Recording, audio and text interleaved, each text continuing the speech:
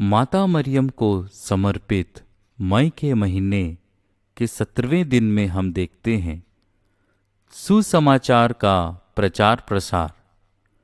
यीशु का जीवन केंद्र पिता ही था। उसी के प्रति भक्ति भावना रखना उसके सभी कार्यकलापों का एकमात्र उद्देश्य था। मानव जाति को मुक्ति मार्ग की शिक्षा देना उसके जीवन का लक्ष्य था, ताकि परमपिता ईश्वर की पावन इच्छा पूरी हो सके। इस उद्देश्य की पूर्ति हेतु लगभग 30 वर्ष की आयु में यीशु को अपना घर तथा अपनी ममतामयी माता को छोड़ना पड़ा। वह जा रहा था, माता से दूर, फिर भी वह उसके निकट बना रहेगा। माता उसे नहीं देख पाएगी, पर वह उसके साथ ही रहेगा। वह एक नया काल आरंभ करेगा जो सृष्टि के आरंभ से आज तक न हुआ और न कभी होगा। वह जा रहा है सारे विश्व को एक नया मोड़ देने। माता को अलविदा कहा। माता ने अपने आंसू पोंछे। वह भली भांति जानती थी कि निकट भविष्य में पुत्र के साथ क्या क्या बीतेगी। माता ने अपनी शुभकामनाओं के साथ दुखी हृदय से अपने पुत्र को विदा किया। माता मरिया ने हमें बहुत प्यार किया है। मानव मुक्ति योजना को पूर्ण रूप देने हेतु उसने अपने इकलौते पुत्र को भी अर्पित कर दिया। हम भी माता मरिया का आदर्श अपनाएं। अविश्वासियों के मन परिवर्तन हेतु प्रार्थना करें कि वे भी यीशु को अपना ईश्वर और मुक्तिदाता स्वीकार करें और अपना उद्धार प्राप्त करें। इतना ही नहीं, संत पापा की इच्छा यह है कि हर देश में पुरोहितों की संख्या में वृद्धि हो। हमें इस बात का गर्व है कि वर्तमान में हमारा भारत देश इस दिशा में आगे बढ़ रहा है।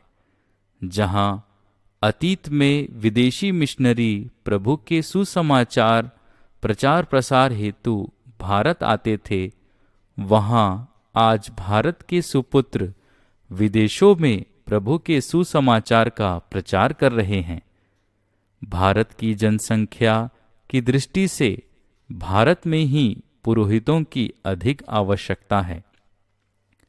इसलिए अनुरोध है कि हर दंपत्ति निरंतर प्रार्थना करे कि अपने परिवार से कम एक बालक या बालिका ईश्वर तथा मानव की सेवा में बुलाहट पाने का सौभाग्य प्राप्त करें।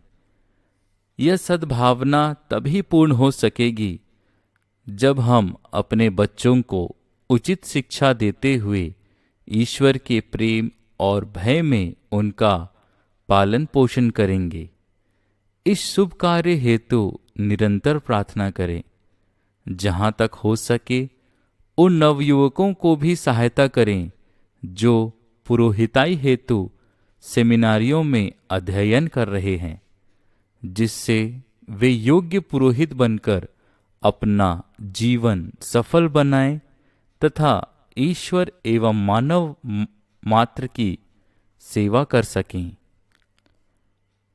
आइए इसी पर आधारित एक घटना को हम प्रकाश डालते हैं।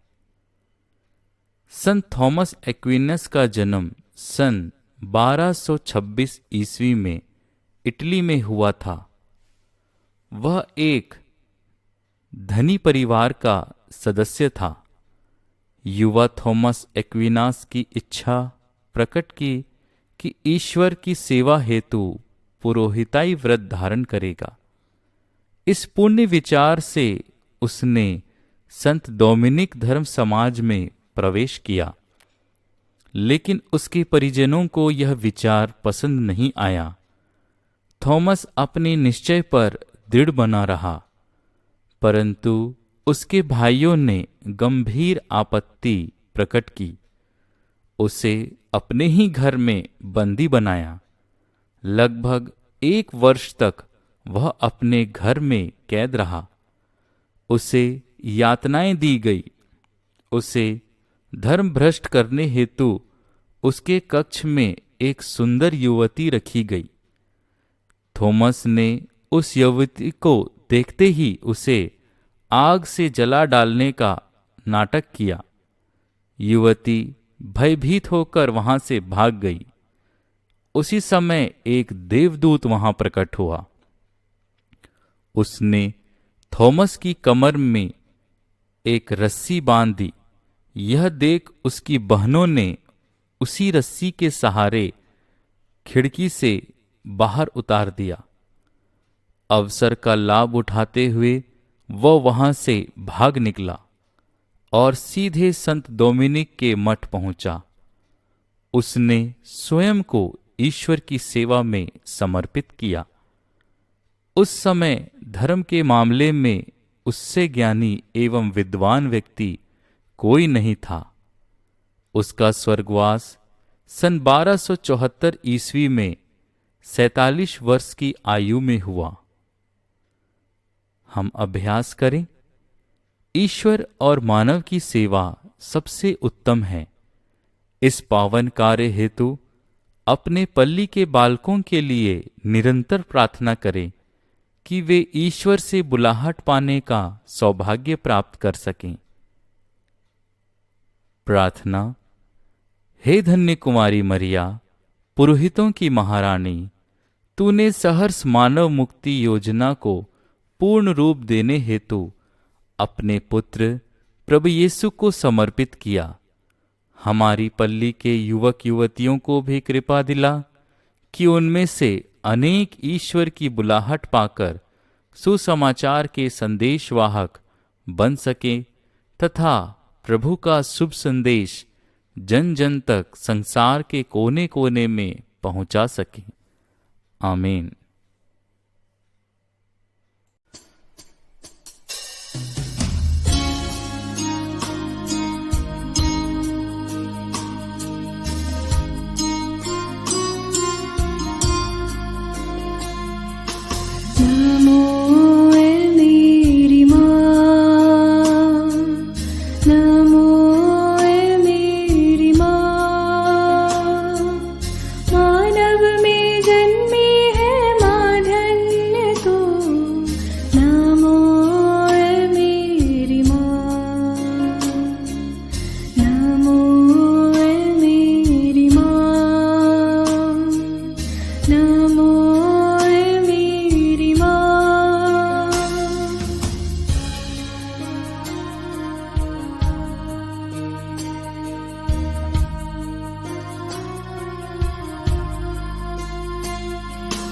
तेरी शरण